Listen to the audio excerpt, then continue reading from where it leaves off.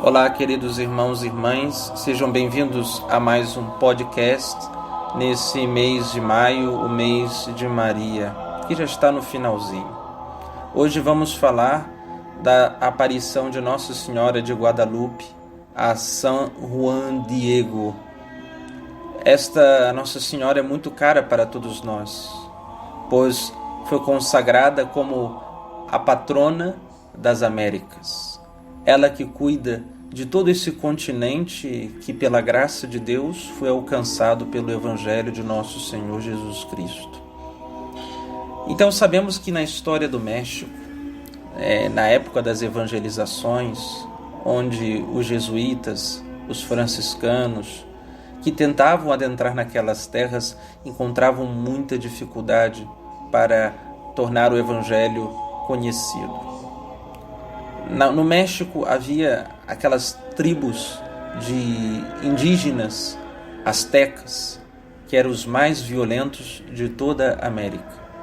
Tinham as suas divindades e sacrificavam todos os dias uma quantidade enorme de crianças que eram mortas para as suas divindades. E eram índios canibais. Também haviam costumes muito distantes do que a própria lei natural assim exige do próprio ser humano. Então, podemos perceber a grande dificuldade para os missionários em uma cultura de morte, como aquela cultura indígena, conseguir penetrar com esta palavra de vida, que são as palavras de Nosso Senhor. Então, naquele contexto de grande dificuldade para penetrar com a evangelização, Nossa Senhora desce do céu para dar uma ajudinha. No dia 9 de dezembro de 1531, é o dia em que a Santíssima Virgem vai aparecer para Juan Diego na colina do Tepeyac. Hoje, nós sabemos por alguns estudos que já fizeram que Juan Diego, muito pelo contrário de imaginarmos que ele era apenas um indígena pobre e de baixa condição social, não é bem verdade. Juan Diego, sim, era um indígena, mas os índios astecas haviam como que uma monarquia estabelecida por eles, né? Foi uma coisa muito curiosa quando os missionários lá chegaram, que eles tinham praticamente o sistema monárquico mesmo, né? Então, como que foi interessante que os índios, sem nenhuma influência europeia, cristã, quando lá chegaram, já havia um sistema onde que havia um rei, né? E este índio era o que governava todas as aldeias do próprio território mexicano. E hoje se sabe que Juan Diego, ele era filho do rei Texcoco, né? Então era filho desse rei Texcoco, e a sua mãe era rainha, e era um nome bem estranho, digamos assim, não? Tlacaiauatzin, né? Era o nome da mãe, a rainha Juan Diego. Isso significa que Juan Diego tinha assim uma condição bem privilegiada. E sem dúvida que Nossa Senhora aparecendo para o indígena, que era o filho do rei, né, de todas as tribos mexicanas, aquilo teria um impacto de impressionar. E assim aconteceu. O Juan Diego estava andando na colina do Monte Tepeyac, e aí conta o relato que repentinamente ele ouviu uma música suave, sonora e melodiosa, que pouco a pouco foi se extinguindo, como se estivesse sumindo. E ele foi atrás daquele som. Hoje conseguimos concluir que esta melodia que Juan Diego havia escutado nada mais é do que o coro dos anjos. Os santos anjos faziam e fazem a corte de Maria Santíssima. Aqueles anjos cantavam alegremente, porque estava perto a libertação daquele povo que estava cativo em uma cultura escrava, de morte cruel. E os anjos vinham como que convidar a Juan Diego com uma suave melodia, uma música suave.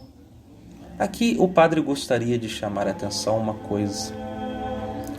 Talvez seja interessante o porquê, justamente nas Américas, depois da década de 60, a Sagrada Liturgia ela foi atingida principalmente na música. E o que nos falta hoje dentro da Santa Missa é justamente isso que aquele índio havia escutado antes de ver a Virgem Maria. Ele escutou uma música suave. É o relato histórico da aparição. Como seria bom se nós fôssemos à Santa Missa e escutássemos uma música suave, sonora e melodiosa. Isso, basicamente, é muitíssimo parecido com o canto gregoriano. Suave, uma música que agrada aos ouvidos e uma melodia que eleva a alma. E parece-nos curioso que justamente nós não encontramos esta suavidade mais e percebemos uma agitação. Percebemos, muito pelo contrário, uma agressividade em tudo aquilo que tange a parte sacra que tanto nos ajuda, que é a música na liturgia. Nós sabemos que isso se dá, com toda certeza, ao baixo nível intelectual que vivemos desde a década de 60 para cá. E a grande ignorância no que tange a tradição musical da Igreja Católica. E muitas pessoas trazem estas músicas pagãs para dentro de um ato sacro da liturgia romana. Os documentos da Santa Igreja nos ensinam que o canto oficial da liturgia é o gregoriano e os demais cantos devem estar pautados neste canto oficial, que é o canto gregoriano. Na Sacrosanto Concílio houve um ponto em que as pessoas se confundiram, onde o documento do concílio fala sobre as chamadas músicas populares. Porém, a música popular não podemos entender como se fosse a MPB, a música popular brasileira, por exemplo, ou o popular americano, o pop rock. Não. A música popular que o documento da Sagrada Liturgia, do Sagrado Concílio, está a nos dizer, são aquelas músicas populares que já eram cantadas na antiga missa de São Pio V, antes do Concílio Vaticano II. O Papa São Pio X escreveu um documento acerca da música sacra, para justamente conter os excessos que já aconteciam na missa antiga, como, por exemplo, as óperas, os grandes concertos, onde ricos contratavam missas, compravam missas e faziam as chamadas partes fixas da missa. Quais são as partes fixas? O Glória, o Credo, o Kyrie, o Glória, o Credo e o Sanctus. Estas são as partes fixas da missa, que se cantavam todas de uma maneira muito erudita, com óperas, com instrumentos, e assim se encomendavam a músicos, estas missas. E ao invés das pessoas irem para a igreja a rezar, ficavam apreciando a beleza daquele conjunto, né? E não rezavam. E assim o Papa São Pio X achou por bem moderar. Escreveu esse documento e no próprio documento dá a autorização de cantar estas músicas populares, que eram aquelas músicas cantadas em procissões, cantadas em algumas cruzadas, as antigas cruzadas, aonde os jovens caminhavam de um santuário para o outro, né? E ao meio do caminho se faziam hinos, né? E estes hinos eram muito belos, hinos eucarísticos, né? Tal como nós temos até hoje na tradição brasileira, várias músicas em língua vulgar, por exemplo, que são as músicas populares, que cantamos em língua portuguesa e que já eram cantadas na antiga liturgia, como aquela famosa música Queremos Deus, Homens Ingratos, como por exemplo Glória a Jesus na Hóstia Santa, né?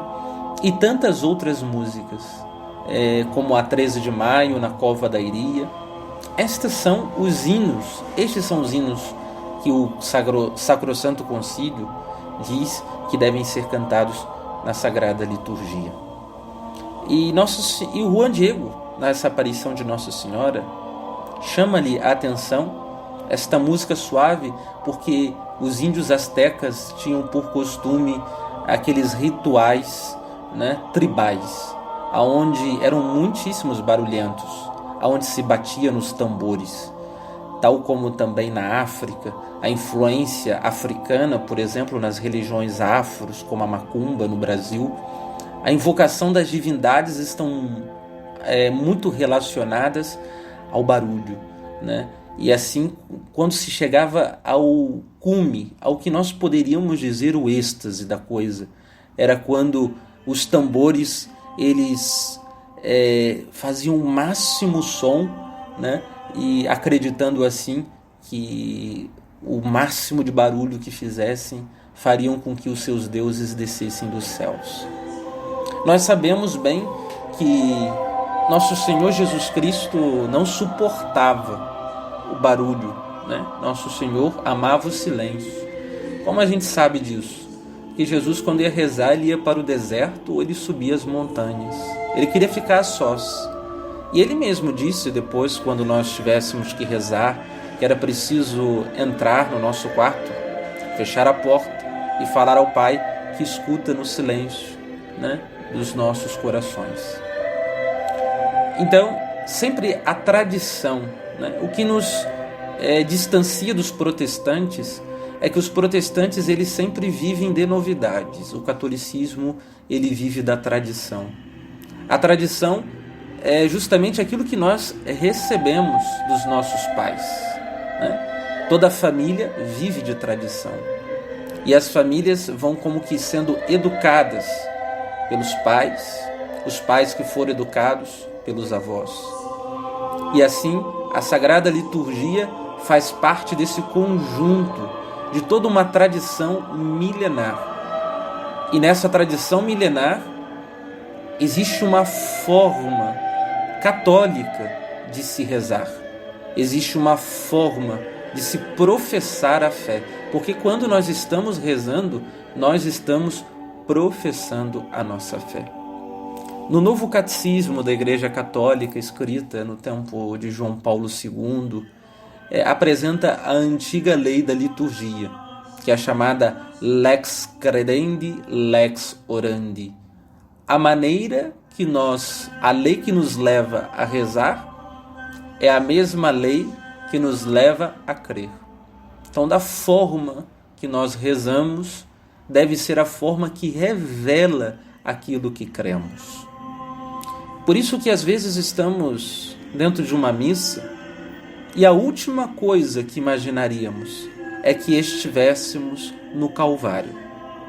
E quando nós vamos investigar em todos os documentos que falam da liturgia, antes do Concílio Vaticano II e depois do Concílio, todos são unânimes ao dizerem que a missa é a perpetuação do sacrifício de Cristo. Inclusive, o Concílio de Trento condenou a isto a chamada pseudo-reforma protestante. Porque uma das coisas que Lutero questionava era que a missa fosse sacrifício. E daí, dentro da Sagrada Liturgia, os protestantes luteranos, anglicanos, começaram a introduzir diversos elementos, pois já não se acreditava mais que a Eucaristia deveria ser adorada. Já se via a missa não como sacrifício, mas apenas como um banquete fraterno, que inclusive na visão de Lutero, a primeira missa, aquela, a mais santa de todas, que Nosso Senhor celebrou com os apóstolos. Lutero tem uma visão tão vulgar da missa que ele acreditava que Jesus havia, com os apóstolos, se embriagado. E por isso no Horto das Oliveiras eles caíam dormindo de sono, porque estavam todos embriagados pelo vinho. Então nós já imaginamos uma cabeça desta, o que pode produzir quando celebra uma missa, porque Lutero era padre e continuou celebrando missa depois da própria revolução que fez. E aí não demorou muito tempo para que os fiéis recebessem a Eucaristia nas mãos, e a missa começou a ser celebrada da forma mais vulgar que nós possamos imaginar. O próprio Lutero havia dito que se provassem para ele que a missa era sacrifício, ele rasgaria tudo o que escreveu, pois tudo o que ele fez estava baseado nisto, de que não é vontade de Deus que se perpetue o seu sacrifício. É um único sacrifício que aconteceu na cruz para não se repetir mais, como pensava Lutero. Ora, mas se o Lutero tivesse lido a Suma Teológica de Santo Tomás de Aquino, poderia aprender aonde está tão claro nas Escrituras, como o doutor da Igreja nos mostra que a missa é sacrifício. A missa é sacrifício porque a carta aos Hebreus diz que Jesus é sacerdote, sacerdote eternamente segundo a ordem de Melquisedeque. Quem foi o rei Melquisedeque? Melquisedeque é um rei misterioso que aparece para Abraão no Antigo Testamento, no livro do Gênesis, que era o chamado rei de Salém, a futura Jerusalém. Esse rei misterioso, quando aparece para Abraão, diz o Gênesis que ele oferece um sacrifício de pão e vinho. Ora, se a carta aos Hebreus está dizendo que Jesus é sacerdote segundo a ordem de Melquisedeque, isso significa que Melquisedeque ele é de um sacerdócio misterioso, que não tem origem, não é como o sacerdócio dos levitas que tinham origem em Arão. O sacerdócio de Melquisedeque tinha uma origem misteriosa, tal como o sacerdócio de Cristo. Ora, se Melquisedeque ofereceu um sacrifício de pão e vinho, Jesus, nas vésperas de sua morte, ofereceu a única vez pão e vinho, para no dia seguinte oferecer verdadeiramente corpo e sangue na cruz. Isto então significa que a missa é sacrifício, pois a carta aos Hebreus diz, ele é sacerdote, e sacerdote é aquele que oferece sacrifício. E o que Melquisedeque ofereceu era o sacrifício de pão e vinho. E o que Jesus oferece? Pão e vinho. Porém, na hora que Jesus oferece pão e vinho, diz Jesus, olhando para o pão, isto é o meu corpo, e para o vinho, isto é o meu sangue, que será derramado por vós. E depois, ainda disse aos apóstolos, fazei isto em memória de mim. Pediu que fosse sempre feito em sua memória, em memória da sua morte. Por isso, esta verdade de fé, que sempre foi acreditada, Santo Inácio de Antioquia, já no século II, fala da missa enquanto sacrifício, que participamos do mesmo sacrifício de nosso Senhor Jesus Cristo no Calvário. É a mesma carne, dizia Santo Inácio de Antioquia. Então percebemos que os sucessores dos apóstolos vão repetir, como São Justino repete a mesma coisa, que é o corpo sacrificado de Cristo. E os padres da Igreja, durante os séculos, vão ensinar, repetir, e isso é algo crido no Oriente e no Ocidente. Porém, pela primeira vez, no século XVI, um padre de vida imoral, que justamente tinha dificuldade de viver o sacrifício do celibato, o sacrifício da obediência, este colocará abaixo o que na fé se crê do nosso sacrifício e do sacrifício de nosso Senhor Jesus Cristo. Por isso mesmo que Lutero não questiona apenas o sacrifício de Cristo na missa. Ele questiona ser possível viver o sacrifício para a aquisição das virtudes, instaurando assim um relativismo. Ora, fomos bem longe, não é verdade?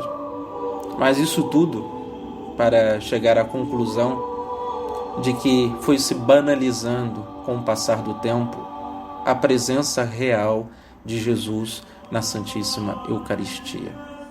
E aqui não se trata apenas de uma coisa que veio depois do Concílio Vaticano II. Nós já percebemos na história, após o século XVI, a vulgarização já presente com a Santíssima Eucaristia. A quantidade enorme de sacerdotes que aderiram, por exemplo, à reforma protestante, aqueles que já não acreditavam mais que Jesus realmente lá estivesse renovando o seu sacrifício. São Carlos Borromeu vai dizer que em sua diocese, inclusive, haviam muitos sacerdotes que estavam celebrando a missa inválida, porque não sabiam a forma do sacramento. Não sabiam nem mais dizer e celebrar validamente uma missa. E percebia a deficiência intelectual do seu clero. E teve, assim, de pôr a duras penas as reformas do Concílio de Trento. Teve que ensinar aos seus sacerdotes que a missa era a renovação do sacrifício de Cristo. São Cura d'Ars, mais tarde, depois, encontra aquela paróquia abandonada, sem missa, o altar empoeirado, toda a igreja jogada. Tantos casos de sacerdotes, por exemplo, que vendiam a Sagrada Hóstia para os maçons. Na Revolução Francesa, quantos padres apostataram e celebraram a missa indignamente. E também, como havíamos dito, a introdução dentro da Sagrada Liturgia dessas músicas de estilo erudito, porém não próprio à Sagrada Liturgia. E assim a liturgia começou-se a ser não mais o fim, mas meio para interesses da vontade humana e não da vontade divina. E foi se perdendo um tanto daquele espírito de oração dentro da Santa Missa. E hoje nós nos encontramos diante disto, quase que músicas tribais dentro do sacrifício de Cristo. Enquanto os jesuítas pegavam no pesado para ensinar os índios o gregoriano, era incrível imaginar que indígenas pudessem cantar gregoriano e em latim. Hoje, as pessoas têm tanta dificuldade e agem como se não fossem capazes intelectualmente de aprender o latim, de cantar o gregoriano. A única coisa que podemos supor é a preguiça. A preguiça de não se sacrificarmos para dar o melhor para nosso Senhor. Por isso, Nossa Senhora cativou o Juan Diego naquele dia 9 de dezembro pela melodia dos anjos. Ele ouvia a suave música que vinha do paraíso. Se você olhar a imagem de Nossa Senhora de Guadalupe, tem um anjo debaixo de Nossa Senhora, ali a sustentando. Parece que o demônio ele atinge as coisas de Deus justamente pelo caminho que Deus nos atraiu para a salvação. Se Juan Diego foi atraído por uma música suave, é porque Deus também queria indicar por meio de Maria Santíssima, que é por meio da suavidade, é por meio do recolhimento, que nós chegamos até Ele. Que hoje parece que, ao contrário, parece que quanto mais barulhenta for uma liturgia, quanto mais barulhenta for uma oração, é o conceito pagão de rezar. Quanto mais gritarmos, mais rápido Deus nos atenderá. Onde na humanidade de Cristo nós percebemos justamente o contrário. Então, quando ele se aproxima, no idioma dele, Nossa Senhora o chama Juanito, Joãozinho. Nesse momento, ele escutou uma lindíssima voz. Quando a gente escuta um coral, na verdade, nós escutamos aquelas vozes lindas. Imaginemos a lindíssima voz que ele escutou de Nossa Senhora. E disse à Virgem Maria: porque sou verdadeiramente vossa mãe compassiva. Quero muito, desejo muito que construam aqui para mim um templo para nele eu mostrar e dar todo o meu amor, minha compaixão, meu auxílio e minha salvação a ti, a todos os outros moradores desta terra e aos demais que me amam, me invoquem e em mim confiem. Neste lugar quero ouvir seus lamentos, remediar todas as suas misérias, sofrimentos e dores. Olha que interessante, nós falávamos da missa e Nossa Senhora disse para aquele índio Juan Diego que ela estava indo lá porque era desejo dela que se construísse ali um templo dedicado a ela. E o que acontece num templo católico senão a missa? Nossa Senhora quer que se construa ali uma igreja, porque a Virgem Maria sabe que se repetirá nos altares o que aconteceu uma vez no seu seio sagrado. O Verbo que se encarna, o Verbo se faz carne. A Virgem Maria quer trazer a carne de Cristo que ela gerou no seu seio sagrado. Por isso, em todas as aparições, nós percebemos que Nossa Senhora sempre pede aos videntes a irem ao bispo ou ao padre para pedirem ali a construção de uma capela, de uma igreja. E assim fez Nossa Senhora com Juan Diego, pedindo a ele que ali se construísse um templo. Em seguida, Nossa Senhora pediu a Juan Diego que fosse ao palácio do bispo do México e lhe comunicasse que ela o enviava e pedia a construção do templo. Porém, quando Juan Diego chegou na presença do bispo, falou que viu Nossa Senhora, e o bispo não deu tanto crédito, que era o Dom Zumarraga, e recebeu e ficou meio cético no que o índio estava dizendo. Porque é bem verdade que nós não vemos Nossa Senhora por aí andando pelas ruas, tal como Juan Diego, talvez com simplicidade que tinha, disse ao bispo que viu ela no Monte Tepeyac. Estava lá andando e viu uma senhora chamando ele e foi ao encontro dela. Talvez eu seja um pouco difícil para que um bispo acreditasse. E aí, o que acabou acontecendo é que Juan Diego, o bispo, disse a ele que era preciso de um sinal, né? E que viesse do céu, para que ele pudesse ter uma confirmação do que estava sendo dito. Nós percebemos que em Fátima, Nossa Senhora deu o sinal do sol, né? O sol bailou, né? O sol girou em Fátima. E milhares de pessoas viram. Em Lourdes, a Virgem Maria curou milhares de doentes, né? Em curas portentosas, né? Em Aparecida do Norte, Nossa Senhora fez o milagre das redes, os peixes, né? Num momento de caristia, a Virgem Maria colocou os peixes, junto com os peixes, a imagem milagrosa, que também, pela imagem de Nossa Senhora, né, milhares de pessoas ficaram curadas. No México, a Virgem Maria, assim, dá o sinal de uma imagem, né? Então, ela manda Juan Diego no inverno, onde não havia flores. Isso que chamou a atenção do pequeno Juan. Era inverno. Mas obedeceu Nossa Senhora. A obediência é uma grandiosíssima virtude. É aquela que mais agrada a Deus. É a obediência. E aí ele obedeceu a Nossa Senhora. E aí ele foi e encontrou as flores.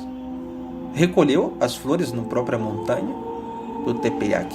Era a única montanha que havia flores no inverno. Era um milagre. México inteiro, no inverno, às vezes o próprio mato vai ficando meio que ressequido pelo próprio rigor do frio. Mas ali no Monte Tepeyac havia muitas flores, mostrando que aquela montanha sempre estará florida das graças, porque lá será a casa de Nossa Senhora. Lá não terá inverno. Lá, em todos os momentos, se encontrarão os frutos da graça de Deus. E ela manda que ele recolha estas flores numa veste que se levava em cima da roupa, que era chamada tilna. E aí ele pega e recolhe aquilo no manto, abraça as flores. Nossa Senhora mandou que ele fosse até o bispo e levasse as flores para o bispo. Na cabeça de Juan Diego, Nossa Senhora queria dar um presente para o bispo, que eram aquelas flores, e alguma coisa aconteceria. E aí, quando Juan Diego chegou diante do bispo, quando ele abriu o manto, enquanto o manto abria e as flores caíam diante dos pés do senhor bispo, a imagem de Nossa Senhora ia sendo confeccionada diante dos olhos do senhor bispo, ia sendo formada, como se estivesse sendo pintada imediatamente pelos anjos. Hoje, cientificamente, sabemos que a imagem é um milagre. Os próprios cientistas declararam que o manto de Nossa Senhora de Guadalupe é um milagre, que não pode ser comprovado por nenhuma prova humana, porque, inclusive, a imagem não se encontra impressa no tecido, e sim nos fiapos, como se ela estivesse flutuando. Foi uma coisa incrível, que converteu inclusive os cientistas que pesquisavam o próprio tecido. E aí a gente percebe o poder de Maria. Em um pedaço de pano, Nossa Senhora converte todos os índios astecas que largam as falsas divindades para cultuar. Agora, a Mãe de Deus, o novo Deus, do México será Jesus Cristo, o único Deus. E a sua mãe, a rainha de todos aqueles índios, que depois se tornaria a rainha das Américas. E todos os índios conseguiam curas, milagres, diante da imagem de Nossa Senhora de Guadalupe. Os milagres da Santíssima Virgem Maria foram tão abundantes quanto as rosas que caíam de sua imagem. As rosas que caíam de sua imagem era símbolo das graças que Maria Santíssima daria para todos os mexicanos. E não demorou para que os mexicanos entendessem que aqueles deuses eram falsos. E os milagres vinham confirmar o que os bispos e sacerdotes pregavam. E Nossa Senhora foi abrindo os caminhos para que os missionários penetrassem os corações. Hoje precisamos restaurar a devoção a Maria, para que ela vá abrindo caminhos, para que nós, sacerdotes, bispos, possamos chegar no mais íntimo das almas e que elas venham a se converter. E a intenção que nós sempre pedimos a Nossa Senhora de Guadalupe é que ela livre as Américas do aborto. Porque tal como os astecas haviam instaurado uma cultura de morte, hoje nós nos encontramos em uma cultura sangrenta de morte, onde milhares de crianças são assassinadas, tal como naquelas tribos astecas. Milhares de crianças por dia eram mortas. O aborto mata todos os dias milhares e milhares de crianças inocentes. Por isso que o anjo que está abaixo de Nossa Senhora de Guadalupe, ele tem o formato da sua fisionomia de uma criancinha. E os índios, quando leram, porque aquela imagem era como uma carta, aqueles índios, eles liam por meio de desenhos. E eles leram várias verdades de fé, como, por exemplo, ela está grávida, ela é mãe, mas ela é mãe de Deus, de uma divindade. A cor do tecido lembrava de que ela era uma rainha, e uma rainha que nunca perdeu a virgindade. Então haviam vários elementos da fé, como, por exemplo, o anjo, do formato de uma criança.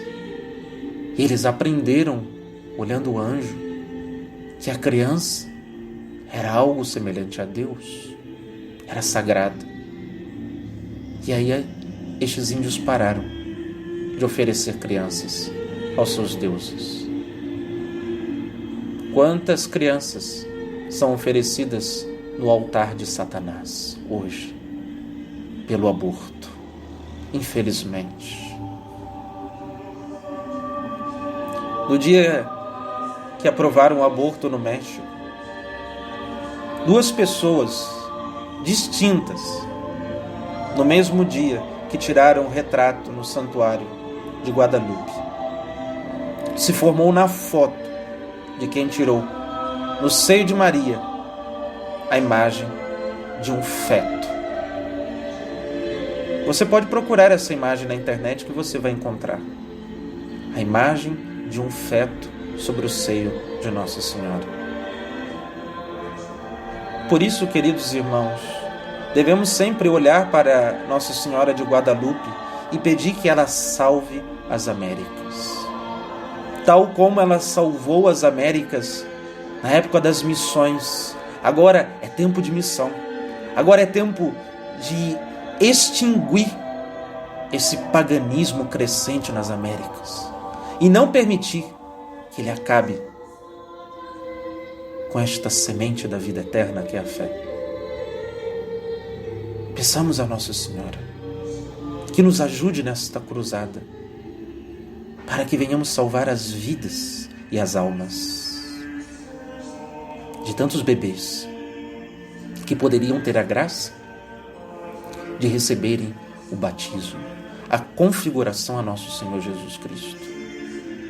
Aqui aplaca-se o ódio de Satanás contra Deus. Ele quer matar as crianças no seio de suas mães para que não venham conhecer a Cristo pelo sacramento do batismo. arranca as alminhas de Deus pelo sacramento do batismo. Apesar de acreditarmos que Deus é tão misericordioso e bom, que nosso Deus leva estas crianças para si. E esse sangue inocente derramado no aborto é como se fosse um batismo de sangue. São vítimas, tal como aquelas crianças na noite de Natal que o rei Herodes mandou assassiná-las. Por isso, irmãos e irmãs, a devoção a Nossa Senhora de Guadalupe tem muitas coisas a nos ensinar. O amor à Virgem Maria, o amor à Sagrada Liturgia e o amor à salvação das almas. Que eu e você possamos trabalhar para escutarmos novamente esta música suave que Juan Diego escutou vindo do Monte Tepeyac. Que as nossas liturgias sejam verdadeiras montanhas, aonde resplandecem a glória do Monte Tabor, que moveu o desejo dos apóstolos a falarem a Jesus: queremos, Mestre, que bom estarmos aqui. Queriam ficar lá, queriam armar as tendas. Que nós possamos desejar estar na Sagrada Liturgia com esse máximo recolhimento. Que enquanto os apóstolos falavam, Deus cala a voz dos homens. Este é o meu Filho amado. A liturgia é hora de vermos a glória de Deus e calarmos para contemplar a sua glória escondida no véu do sacramento. E Nossa Senhora pede um templo, que se construam templos, igrejas, para que se adore o corpo de Cristo em seu santo sacrifício. E por fim, Nossa Senhora extingue toda aquela cultura de morte em que milhares e milhares de crianças eram assassinadas. Que Nossa Senhora de Guadalupe nos dê um coração adorador, que nos dê um louvor puro como o dos anjos e que nos dê a graça de lutarmos pela vida do corpo e da alma. Salve Maria.